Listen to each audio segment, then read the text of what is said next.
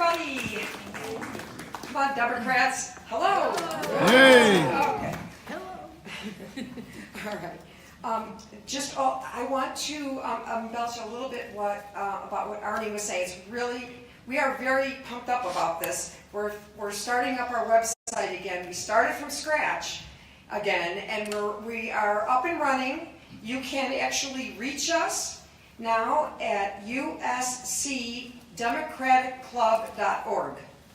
It's uscdemocraticclub.org, and we have a lot of information that puts the meat on the bones of some of the things that we talk about at the meetings.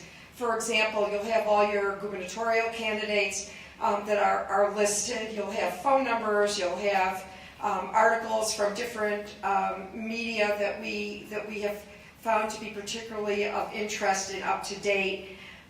We've got and next month. Well, the HTTP, yeah. I think everybody knows that pretty much, but yeah, it's the website. It's HTTP. You know, everybody knows that. Put that in. Okay. So, but one of the important things is next month here at our meeting, actually maybe in the next room over there, we are going to learn about the amendment process. We have a woman that is coming to speak with us about how amendments are originated, and what the process is for them to get to the point where we even have these, what do you call it, the petitions that you all are signing, like what we did for the former felons and to gain their civil rights back. And so will be a really interesting thing. I don't think a whole lot of Democratic clubs have had somebody like that. We obtained this person through the Florida Bar Association, and she has a lot of information. It's going to be up on the screen. She's got a PowerPoint presentation, and it's just new information for probably most of you. So I hope you do come next week. Okay, new paragraph. Next month. Next month, yes, new paragraph. We have a really great speaker for you all tonight. André Fladell is one of those community resources that flies under the radar. You don't see him around all the time, but he is critical to shaping Palm Beach County. He has spearheaded this very building that you're all sitting in, and you can even go out to the lobby and visit his plaque, which is up on the wall. He's been dubbed the Prince of Palm Beach, or some people call him the Prince of Delray Beach, after his special place on the actual beach, a chair with his name on it. But make no mistake, Andre is the go-to person in this county if you want to run for office. He is the insider's insider, and he probably knows just about everything there is to know about politics in Palm Beach County. Machiavelli was his mentor, and he has worked to ensure the success of the community's development. And we welcome this awesomely fun and serious guy, André Fladell.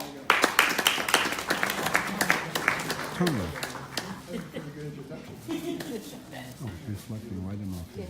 I wore my gold shoes in your honor. Okay, hello, and hello. Hi. When I was asked to speak tonight, I asked Ed, what would you like me to speak about? And Ed said that speak about pretty much whatever you want. So I thought I'd take something interesting like breastfeeding. Because everything else you've heard from this podium. And I thought that wasn't good. It wasn't quite the one. And I came across this, which is a shiksa bar. And I thought this is not say shiksa peel. And I figured I could talk about shiksas. But I don't know if even that was appropriate, given God knows what they think. So I thought I'd talk about first something current, and then something more on the world stage. Parkland is current. So let's talk and look at it. In 1787, these guys sat down and they came up with this new idea. And the idea was a social contract. Let me tell you how it works. In Europe, in all the countries, God gave power to a king or an emperor God gave power to some ruler who then, through God's wisdom, created this government and ruled the people. And they came out with a different idea. They said, in this social contract called democracy, God's going to give power to the people, not to the ruler. And then the people will create a government from God's direction to them. So the social contract of a democracy is fascinating. God goes to the people and says, you are entitled to govern, and they create a government to protect them. In all the other experiences, God gave power to the emperor, the czar, the chief of the tribe, or whoever it was that could speak and remember it, and then they created this government. And they create this constitution. And the Constitution describes the social contract. And in the social contract, in 1787, they get the colonies to sign in. Colonies don't want any part of it. See, the country's divided into two groups who don't like each other, like Democrats and Republicans. Except we're going to call them Federalists and Anti-Federalists. One group said, the federal government should really have the power, they're going to protect us. And the other group said, that's the same garbage we had in Europe, we're not doing it. The state should have power and the federal government should do minimum. And they have this argument for 2 years. And at the end of 2 years, in 1789, because remember, 9 states signed into the country, 13 colonies didn't sign up, 4 refused. And in 2 years, they come up with a bunch of things called amendments, one of them being the Second Amendment. And the Second Amendment said that a well-regulated militia being necessary for a free state, the right of the people to keep and bear arms shall not be infringed. Fascinating concept. The Second Amendment wasn't a victory, it was a loss, because that's not what they wanted. James Mason and Madison, they didn't want that. They wanted the standing army that they were afraid of, the federal standing army. They didn't want it to exist. They didn't want a federal army if there was no war. The Second Amendment was the compromise for them to have some answer to why we have a federal standing army. And they said in this amendment, when they wrote it, that people should have weapons to kill people, not to hunt. Remember, the purpose of a weapon was to kill the standing army. If it came at you, the people should have the right to have weapons to be able to blow away other people, not hunt, not protect their houses. These weapons under the Second Amendment are killing weapons. That's what they intended. So now we ask questions, well, then they all had muskets. Why now this automatic nonsense? Because the standing army or the militias that they spoke of don't have muskets anymore. And the Second Amendment, the way they discussed all this, was that the public or the people should have the right to have a similar weapon to that militia or that army that comes with them. Now, over time, this amendment's changed a little bit. Not only did the amendment mean that the state militias being armed could fight against the federal government, but the courts have held that the people themselves should be armed to fight against the state militia if that became a problem.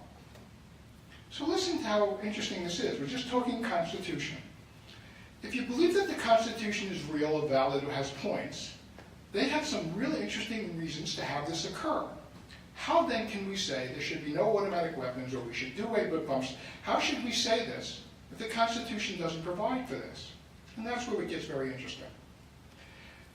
The right to bear arms is a constitutional right, but the right to life is a God-given right. The same people who wrote the right to bear arms as a constitutional guarantee wrote the Declaration of Independence. We hold these truths to be self-evident, that all men are created equal. And they're endowed by who? Their Creator. And the Creator gives them rights. And among these rights are life, liberty, and property, changed to pursuit of happiness. If life is a God-given right according to these individuals, and the right to bear arms is a constitutional right for the purpose of protecting the God-given right, then the compromise of the Second Amendment is proper in protecting the God-given right. So the reason for the position of really smart Democrats in opposing automatic weapons and opposing bump stocks in background checks and waiting periods is to protect the God-given right intended by the same people who wrote the Constitution's Second Amendment. Now you would think that life itself as a God-given right should be unwaivable, but it's not. We send 100,000 young men and women to die to provide for the common defense. So we acknowledge that the right to life itself is compromisable in the protection of all the rights, cumulative as a nation. When you listen to the courts and you watch the courts work, you'll find that everything they do is a balance of rights.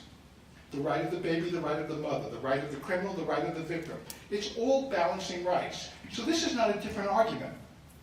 When you say that someone who believes in the Second Amendment, he's not patriotic, he's evil, he just doesn't understand in the balance of rights, we amend one right to protect another right. So that's my story about Parkland, and we share the same position, but my reasoning for the position is not because I don't believe in the Constitution and the Second Amendment, simply that one right has to accommodate the greater right, in this case, life. Good. What I'd like to talk to you about is the free press, the First Amendment. We have in this country a free press, which I particularly think is the most damaging quantity to the country and the greatest danger to our country at this moment. There was once a time there was ABC, CBS, and NBC. They had about 9 hours of news a day together. The 6 to 6:30, 6:30 to 7, there was a morning news and an 11 o'clock news, and you got 9 hours worth of news. And you had guys who actually understood what news was. His name was Huntley and Brinkley and Walter Cronkite, who've been replaced by Al Sharpton and Judge Jeanine Pirro and a bunch of lunatics. These people reported to you 9 hours a day how the world was going and what, in fact, you should know, the right you have to know. Now we have C-SPAN, CNN, MSNBC. We have Fox News. We have channel after channel, not an hour, 24/7, everyone's given news. You have hundreds and hundreds of hours of news every day. But they're not reporting news. They're not even dividing what's commentary and what's news. They used to at least have commentary and news. There is no such thing as news if you watch all these programs. So let's take a look at it. You have Chris Hayes, Chris Matthews, and you have Rachel Maddow. They're commentaries. They're not news, and it's good. They're great commentaries. They're wonderful people. But when you have a news show, like a morning news show on CNN, you expect at least them to get something real. So I took for the last 3 or 4 days, and I actually watched CNN, and I was listening to everything going on. Let me tell you some of the things that go on. The first thing they said was, Putin's going to bomb the United States of America. Putin gave a speech. He's bombing the United States of America with this weapon. We can't stop him. What's Trump going to do about it? And the reporter said, Trump's not going to do anything because Trump loves Putin. That's what he said on the news. Can you imagine Walter Cronkite saying, the President of the United States loves the President of Russia, so we aren't going to do anything? What they forgot to mention, which is news, is the Russian elections March 18th. The speech was given to Putin's base at an election rally. Like any other president would say in this country, we have a strong military, we have the strongest military in the world. He gave a speech exactly like we would. There was no war intention. They just kind of left it out because it didn't make for a good story. On CNN, they asked a senator, a Republican senator, do you trust the President of the United States? And the answer was, sometimes I agree with him, sometimes I don't. And the reporter said, so that means you don't trust him. So the guy said, no, what I'm saying is sometimes I agree and sometimes I don't. And the reporter said, well, then it's clear you don't trust the President of the United States. And I wondered, what am I listening to? Is it news? Why is it coming off as news? And I don't mind the commentary. Hannity is a commentary. He's not news. But if you're going to pretend you're news, then when there's a closed-door meeting of the Senate or the Congress, and the man walks out of the meeting, why are you asking him questions about what happened at a closed-door meeting? How dare you, as a member of the American press, try to violate that backdoor meeting by trying to, well, what can you tell me? Can you tell me this? Can you tell me that? The people coming out of this meeting shouldn't give any information. They shouldn't be closed-door meetings. If you want open meetings, have them. If you want closed-door meetings, have them. But why have a meeting where the press is so incompetent that it violates the nature of the meeting by trying to break, and they leak everything? So let's talk about the press. I watched in the Iraq War, the American Army refueling, and they had all the vehicles diagonal. And the reporter saying, well, it'll take about 43 minutes for this to refuel. It's a process. Why am I watching the refueling of an American Army in the field in the middle of a war? I looked around and all I saw was mountains. I said, well, I don't know where this is. But if you did that picture in Delray, I'd know exactly what block it's on because I know Delray. You don't think the people there know what that mountain range looks like, know what those hills look like, and you're showing how long it takes to refuel our troops? Are you nuts? And then I watched a troop and an embedded reporter taking pictures of men going house to house in the village. It didn't mean anything to me. It looks like another blown up village. But had you done that in Delray, I could tell you what house, I could tell you what street. Why are we doing this live time in the matter of a war? Where's the press's brain? What happened to judgment? So it starts to disturb me that the press itself doesn't use judgment.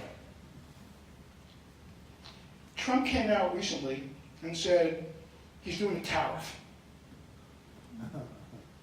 And the reporter reported, and no one's going to stop him because Paul Ryan, quote, doesn't have the spine to stand up against Trump. Could you imagine Brinkley or Cronkite telling you that somebody's not this? That's not what they report. They report what occurred. And in doing this, they say, well, why do you think Trump did it? And the answer given by, I think it was Cuomo or whoever it was, well, Trump only listens to the last guy who talks to him. Whether this is true or not, it's not news, it's commentary. And the blending of news and commentary is distorting what you understand, what our children understand, and the rudeness and the bad manners and the things people call people under the heading of news. So here's what I object to. If you say on CNN, which is watched by the world, that the President of the United States is mentally ill, unstable, and a liar about everything he says, what is all the world watching thinking about our country? What I know about England, I get from BBC. What I know about Israel, I get from Jewish News. What I know about other countries, I watch. What the world knows about us is only CNN, because it's the only channel they watch all over the world. And when their leaders in their world hear that our president's mentally ill and we're reporting it as news, they don't know it's commentary. What are we doing to our country on that level? The country's obsessed with Russia. We are obsessed with Russia. Russia violated whatever it is they violated. I got a clue for you. It's a warm-up. You think that was a violation? Stick back, come to 2020, come to 2018. They're just learning how to do this. Social media is unstoppable. The technology of social media is moving quicker than we even can legislate it. Not only is Russia going to get involved with our next election, but every country in the world that wants to be will be in our next election. So we spend the last year figuring out ways to undo this? No. Discussing what technology we should use to inform the public? No. I have an idea. Let's see who we can blame for the next year and a half. In 2018, we're going to get smacked all over the place. We should be spending 2 years trying to figure out how to protect our elections from outside influence, how to deal with the technology that we're about to walk into, but not this country. All it wants to do is collusion and who we're going to get and who we're going to put in jail and who's pleading what. That's great. It's a luxury when you solve a problem. The problem is that we're not solving problems. So these are my problems. Let me tell you what's going on while we're looking at Russia. China is conducting a war against the United States. They're not only conducting the war, they're happily going to win the war. China has a policy, and the policy is in Cambodia and Laos, which they are completely developing to be trading partners. China has a policy in Montenegro, in Kazakhstan, they have in Djibouti. In Djibouti, they just cut a deal. They took over the seaport. They now own the seaport of the country. The country was in such debt that China traded the entire seaport of the country in exchange to get them out of the debt. There's Sri Lanka. Remember that country? Well, their major seaport now owned by China. China took their seaport to get them out of debt. China's purchasing tracts of land in Africa, and they're purchasing the land to process food because they don't have an ability to grow rice anymore. They don't have the rice paddies, which is a problem with food production. They're buying cheap labor in Africa. But they're doing something more dangerous. They're developing islands in the South China Sea. Remember that story? When's the last time you heard about it? Do you know why they're developing these islands?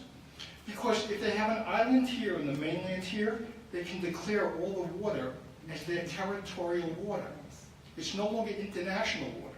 So if the South China Sea was Chinese property, which it's going to be, then the entire shipping lane from Africa is owned and controlled by China through the Pacific Rim. It's one of the greatest dangers economically down the road to our economy. But I have something much more important. What did Nunberg say about God knows on some interview yesterday? Or what did the girl who quit, whatever she quit? We really need to focus on that, because the fact that China is taking over the entire Pacific Rim, taking over most of Africa, controlling the next 25 years of the global economy, we don't care about that. Now, how do we know China's doing this? Because China has a master plan. Well, they bought 15,000 metric tons of gold. Anybody pay attention to that? They increased their gold reserves from 7% to 12%. Anybody pay attention to that? They moved their gold from Zurich and from London to Macau back to the mainland. I wonder why they did that. China buys our debt. They buy our debt in treasury auctions. When China buys our debt, they buy 30-year treasury bonds. They pay a lot of interest. China stopped buying them. They're now only buying 5-year and 10-year treasury bonds. That means they want to get out quicker. They don't want it. They're willing to take less interest to get out. Why would they do that? China's got a plan, and the plan is almost crystal clear. Somewhere about 2026, give or take a year, they will demand that the world currency is no longer the dollar. And there's a reason they're going to do that. And when they do that, the economics of this country is going to be upside down in 24 hours. The world currency being the dollar means that all oil, all gold, all commodities all over the world is traded in dollars. So every time you go into a safe, whether it's Saddam Hussein or El Chapo, they have gold in dollars, which is the world currency. You can spend it anywhere. If the dollar wasn't the world currency, then that money is of no value. And the money's going to come pouring out of these vaults and out for the new world currency. That will annihilate the American dollar worldwide. Now, why should that happen? In 1971, Richard Nixon decided that we're going off the gold standard. Richard Nixon, because of the cost of Vietnam and other things, decided that we're going to print money with nothing behind it, that we have good faith in the American dollar. Good idea. Well, it went a step further about 4 years ago. We not only print money with nothing behind it, we don't even print the money. We create it by wire transfer. We're creating dollars not only with nothing behind them, but dollars that aren't even dollars. And if the world currency wasn't the dollar, we can't account for that number because it doesn't exist, let alone there's nothing behind it. Now, could this be a problem? Well, let's see. The country's $21 trillion in debt now. Let's look at how smart we are as an economy. In 1932, Roosevelt comes up with this idea called Social Security. Great idea. Let me tell you how smart this is. People are going to die when they're 68, maybe 67. That's the life age. So I got people from 20 to 65, 45 years of people supporting 3 years of living people who are going to die. Well, I got a new story for you. No one's dying at 68. We're not accommodating. We're living till 84 and 85 and 86. And all of a sudden, you have 15 and 20 years of people being supported by a labor force of 40 years. That's 2 and 3 to 1 people supporting one retiree. That doesn't work. Well, let's do something about it. Hell no, it's called the third rail. We're never going to do anything about it. So our debt went from $10 trillion in 2008 to $21 trillion now. The first time one of our treasury auctions fail, that means when we sell the debt to the other countries, the first time China or these countries choose not to purchase our debt, the auction will fail. Our economy will be in deep trouble. Just like Greece, just like Italy, just like Spain, the numbers and the interest rates are going to come soaring through the world. And at that moment, China will make a declaration that the dollar is not the world currency. And at that moment, our dollar won't be worth very much. So while we're focusing on stupidity, and I believe me when I tell you, put them in jail, lock them up, that's not what 24/7 News is supposed to be doing. 24/7 News should be telling you about what China's doing, what the European Union's doing. They should be telling you about really the options around the world. Who reports this anymore? Do you know why? It doesn't get good ratings. And all news today is about ratings, not about news. So, what I came today to talk about is a few things. One, we need to re-examine what we're focusing on. We need to realize that the news and commentary no longer exists as a clear division. It's not really healthy. It's fun, but it's not healthy. You know, let me show you how far it goes. When I was younger, I had Leave It to Beaver and Dennis the Menace, and the weapon of choice was a slingshot or we threw a marble through a window. Now I'm living with 2.5 men and a baby and Modern Family. I don't even know what the family structure looks like because the TV sets and I'm having the children watch television. There's no Father's Knows Best. There's no Make Room for Daddy. There's no what the kids are watching on TV and internet. If you think that's healthy for the generation coming up next, I'm not so sure. So I think we should reanalyze what we're doing. Now, I'm a Democrat. I've been a Democrat since John F. Kennedy made me a Democrat. I didn't know you weren't supposed to be anything but a Democrat. But I don't disrespect the Republican Party. I just disrespect people within it. I think there are honorable people on all sides of all arguments that come to some pretty strange conclusions. I'm a pro-choice human being. I believe in church and state separation. There are people who don't quite see it the way I do. Doesn't mean they're evil, bad, dirty. Look, we say they hate women. They say we're baby killers. We say they hate rich people. They say we like illegals more than Americans.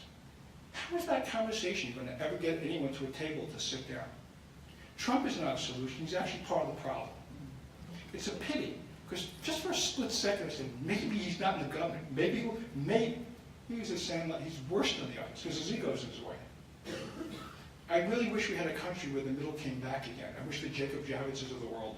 I wish the Metzenbaums of the world from Ohio. I wish the people who ran the middle would come back. But here's why they won't. Because they don't talk anymore. Because they don't have dinner anymore. Because after 5 o'clock when they go home, they don't go out with each other anymore. Washington, ask Bill Nelson, ask Ted Deutch, they'll tell you. The relationships between the wives don't exist anymore. We have a government of angry people, accusing people of names, calling everyone criminals, making everyone who doesn't agree evil. And I don't even know that I'm right, but I know I'm respectful. And if these people were as respectful as they should be, government would go back to working. So I'm done with the speech for now, and thank you very much for your thoughts. Very nicely done. I'll take any questions. Any questions? Okay, first question, Manish Tano. Are you familiar with the book by Ken Kashua-Hauer, Rich Dad, Poor Dad? No, but I had a rich dad. No, but I'm telling you, everything you spoke about tonight is in his book. Thank you. So I think you memorized his book and gave us the speech. I wish. Because Just- one of the things that Ken brings out is that he talks about how dangerous what you said about the debt. Now, my question to you, Lee, this is a question, what's going to happen once we can't pay back the debt and the dollar's not worth The anything? dollar should collapse to about 30% of its value. The cost of goods will triple, and everything you buy, a simple pad will be $27, and a cup of coffee will be $28. What happens is we become like Spain, like Portugal, we just become a France, England equivalent. We're no longer the global power. China will take it first, India probably second. And like USSR, remember USSR? Nothing can happen to the US. It doesn't exist. The world never sets, the sun never sets on the British Empire. It doesn't exist. What we'll be is a good country, but the country won't be the dominant world leader economically, and without that, your influence as a nation changes. Yes? How can the average person, of course, not just in the major cities, but across the United States, how can they start getting educated to understand what is happening and be able to make reasonable choices? I think the press is a danger because the press doesn't create that reasonable choice. The press pushes you further and pushes them further. It's pushing everyone away. The lack of journalism, the lack of good reporting. Individuals, when someone says that Republican, he's a piece of garbage because he's a Republican, first make sure he's a piece of garbage. And if he isn't, he's a piece of garbage. But you know, there's people who live on my block I don't like, and the people in another neighborhood I don't like. There's people I like in both places. I think we need to be more respectful on one level, and I think we need to ask more of the news. We need more news. When you want to do commentary, rip them. When you want to do news, give it to me. Tell me where you see news. Where do you watch it? The only place you can watch it is 6:30 to 7, ABC, NBC, and CBS. They give you 30 minutes. The local news isn't bad, but once you go on the networks, like CNN, if you can find me 15 minutes of news, show it to me. It's going to be 30 minutes, they have commercials. Yes, sir. Bob Dole made an analysis of why the congressmen and senators don't get along, and blamed it on the jet aircraft and the speed of transportation. So it used to be, they came to work on Monday, they stayed there through Thursday, they went out to dinner together, they had apartments together. Now everybody comes in Tuesday morning, leaves Thursday afternoon, and they don't talk in between. What he said was that the relationships don't exist because the nature of the world has changed. The social media component of the world no longer allows people to kibitz. They no longer allow people to talk off the record and tell a joke. You make one bad statement in 30 years, which could be funny, it's not funny to anybody. So they use everything, every sense of humor, every moment you have that's social, and they torture you at the moment. Will Rogers was asked, Will, now that you're a congressman, is it true that all congressmen are liars, cheats, and thieves? And Will Rogers said, yes, it's true, but they represent the voters perfectly. Yes, sir. If you had, in your opinion, what strategy, if you had the power, what strategy would you use to counterbalance what the Chinese are doing? I divide the country into a checkerboard, let the courts do the districting in every state, let every district stop being left or right, so whoever wins the primary automatically wins the general. At that point, they'd have to come to the middle to win. In half the states, if you're a Republican, you can't lose, you win the primary. In half the states, you're a Democrat, you can't lose if you win the primary. So you have to go to the right and the left to get elected, because the gerrymandering over time has created districts that don't allow the middle to win under any conditions for either party. If you simply change the nature of the districts, then what would happen immediately is that the middle would come back to the Congress by election. It solves the problem. Nobody wants to solve it because each state doesn't want to give us its majority. The life of the nation has peril, and no one seems to give a crap. All they want to do is get reelected. And it's really concerning sometimes. It bothers me because I'm a dream kind of kid. I'm not a DACA kid, I'm a dreamer. I'm a hippie. I'm a hippie that just grew up, and I don't know what's happened to my country. And the things that they would wash my mouth out with soap, they report on the news on a regular basis. And I don't want my kid listening to half the garbage they talk about. I wish he could get good news. So a lot of this disturbs me. The nature of family breaks down. I get it. But now I got the press that should be protecting the country as a battering ram against the country. I don't care if you like Trump or Obama, and I can tell you why I like Trump and why I hate him, and why I like Obama and why I hate him. There were things about Obama that are phenomenal. And when it came to the amendment stopping the Jewish quarter of Jerusalem from belonging to the Jews and that he wouldn't even put a veto on, I scratch my head. I don't understand my own country sometimes. Neither party, people. But I love my country and I hate the anger. So I try not to participate and I try to explain it, yes. How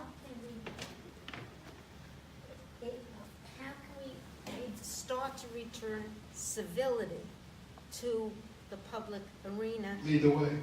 And can we start with the schools or where? Where do we start this? Everywhere. What happened, I would go to school and I'd come home and I did something wrong. And I would be petrified the teacher would call my father or my mother. Today, the parents go up and scream at the teachers. The teachers are completely demeaning. Teacher goes and reports a problem in the classroom. The principal says, we don't need so much statistical problems. Figure out a way to solve it. The teachers aren't respected. The police aren't respected. They're all violent. We got our cops wired, cameraed. We don't respect success. The whole nature of authority is eroded because the parents aren't forcing the children to respect authority. They're backing the children in opposition to authority. I think there's a moral question across the whole board. But where can we start? We can just a journey of 1,000 miles. Be civil. When someone says all Democrats are baby killers, it's just I don't like hearing it. So I don't call them all women haters, although some might be.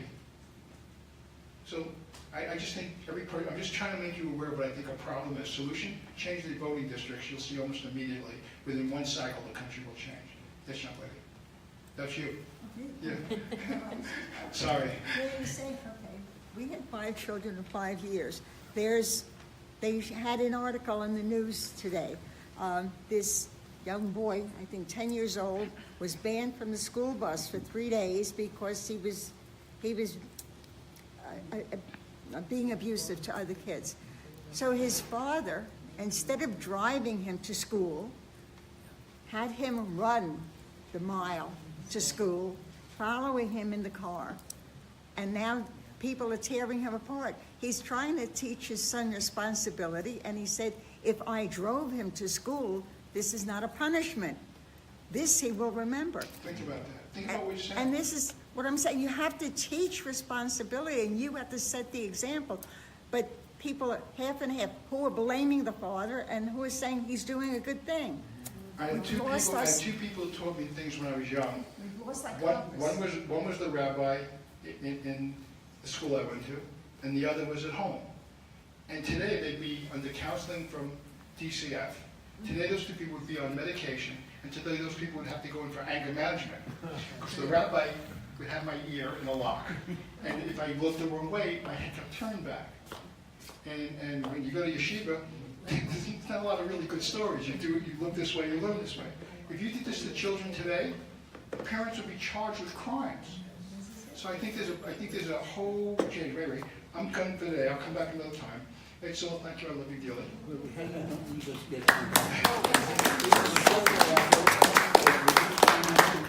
With a lucky ticket? On behalf of Murray Kellish, I'm picking a ticket. Murray's looking down. Murray's one of my kids. Right. Okay, here's the lucky number. Read them all. Hold it. Have you got the tickets ready? Yep. 3735642. Bingo. Who's Wingo? Right there, right up there. Oh, good. Thank you. Make sure we get the right number. Correct? Thank you. Enjoy it. That being said, we'll look forward to seeing you next month. We'll have another book.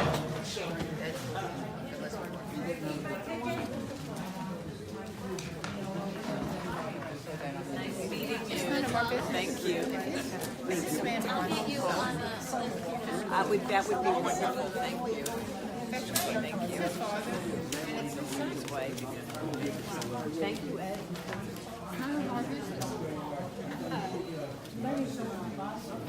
We didn't win. I missed it by one.